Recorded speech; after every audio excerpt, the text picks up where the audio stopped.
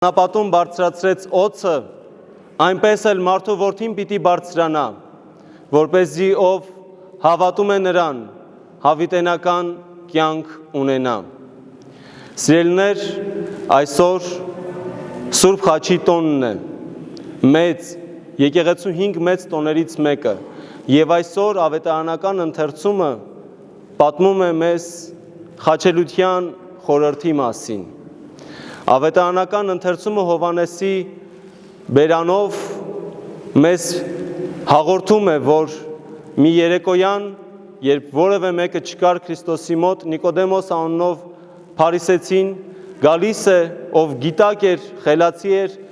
եւ Քրիստոսին դիմելով իբրև վարդապետ, սկսում է նրա հետ խոսել։ Խոսակցության ընթացքին Քրիստոս նրան բացատրում է հավիտենական կյանքը ժառանգելու ճանապարհը, ցույց է տալիս այդ ճանապարհը եւ ուսուցանում, բացատրում, որ ովքեր որ հավատան մարդու որդուն, որ պիտի բարձրանա խաչի վրա, նրանք հավիտենական կյանք պիտի ընդունեն։ Սիրելիներ, Նիկոդեմոսը, որ փարիսեցի էր, շատ լավ գիտեր, թե ինչի մասին է խոսում Քրիստոս, թեև նրա համար անհասկանալի էր, թե ինչպես մարդ կարող է հավիտենական կյանք ընդունել, բայց շատ լավ հասկանում էր այն հղումը, որը Քրիստոս կատարեց, ինչպես Մովսեսը անապատում բարձրացրեց օձը, պղնձե օձը։ Անապատում դեգերելու տարիներին, երբ հրեաները անընդհատ բողոքում էին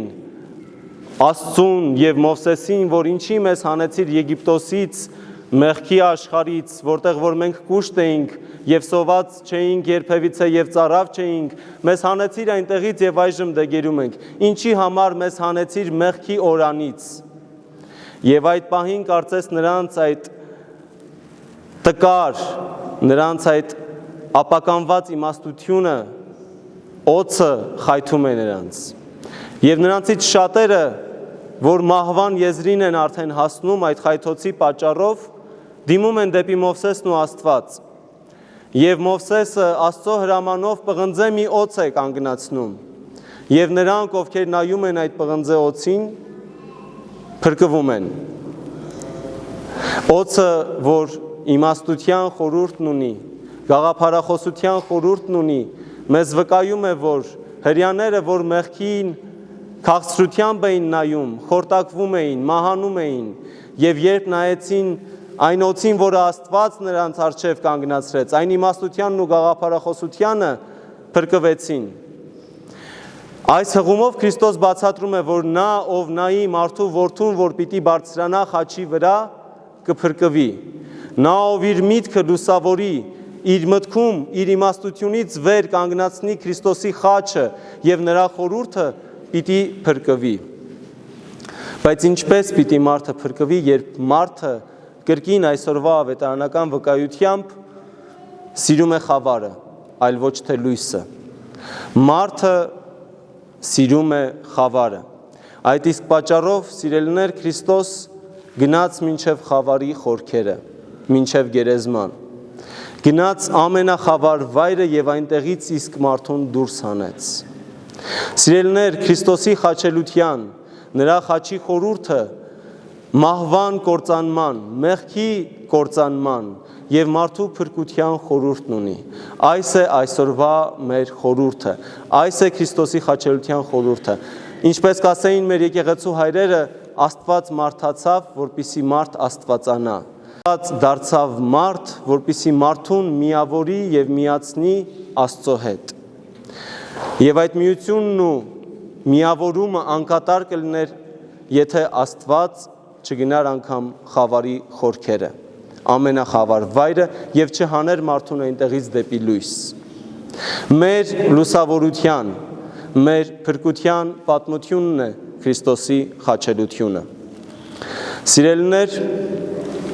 Քրիստոսի խաչելությունը, նրա ինքնազոհաբերումը, նրա կատարյալ սիրո դրսևորումն էր մեր հանդեպ։ Սերը նվիրում է, եւ սերը ենթադրում է, որ դու պիտի դիմացինին ընդունես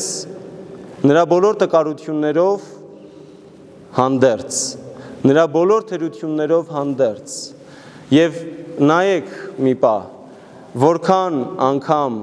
օրվա ընթացքում, չեմ ասում մեր կյանքի ընթացքին,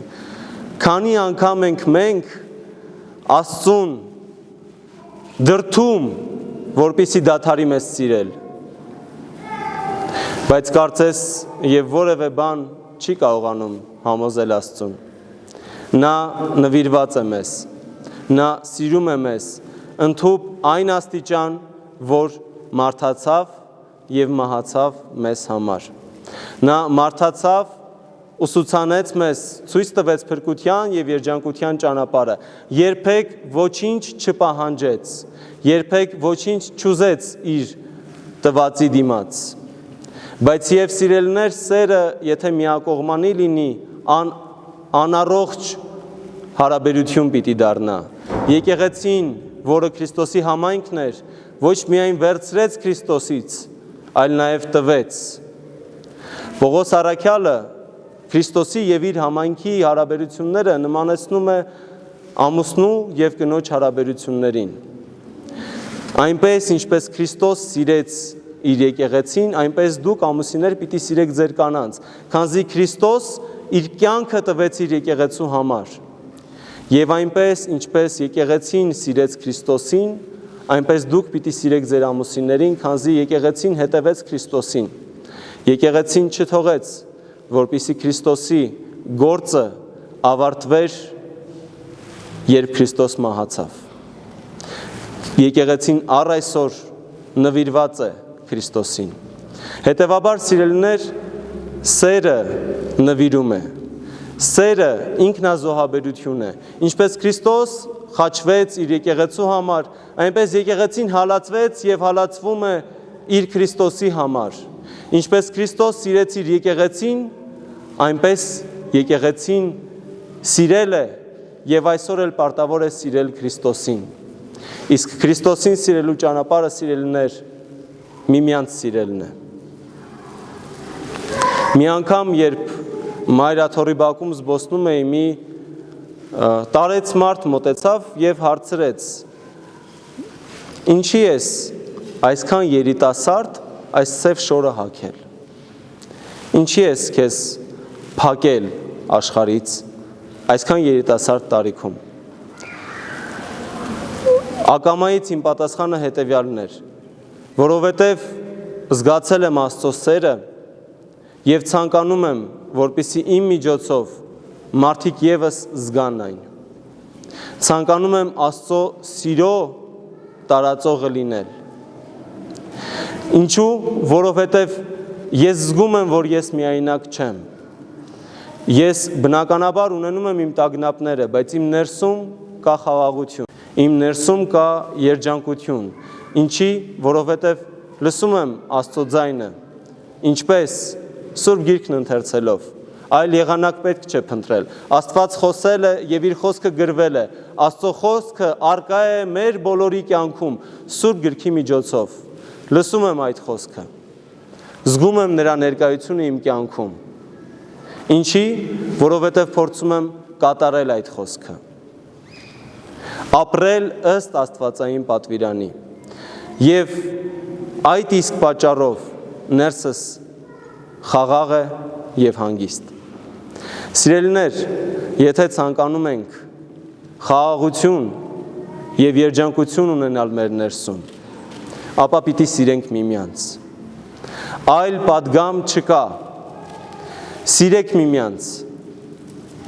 Անշահախնդիր կերպով, անմնացորդ սիրով, առանց որևէ պայմանների, սիրեք միմյանց եւ Աստծո սերը, երջանկությունն ու խաղաղությունը ամենքիդ հետ պիտի լինի, այժմ եւ միշտ, եւ հավիտյանս հավիտենից ամեն։